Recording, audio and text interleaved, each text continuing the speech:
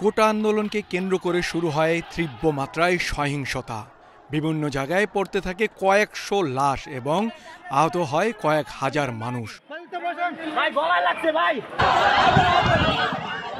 আন্দোলন ঠেকাতে প্রশাসন ব্যর্থ হলে নামাতে হয় আর্মি এবং জারি করা হয় কারফিউ। কারফিউর দ্বিতীয় দিনে বনশ্রী মেন রাস্তায় বিকাল 4টা 15 জ্বালিয়ে দেওয়া হয় একটি নিশান গাড়ি।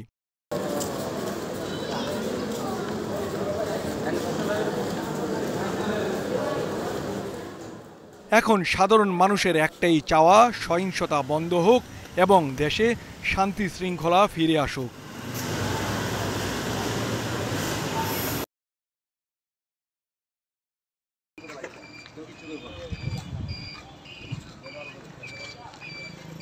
उधर फेस उड़ान ना भाई, उधर फेस उड़ान ना, फेस उड़ान ना।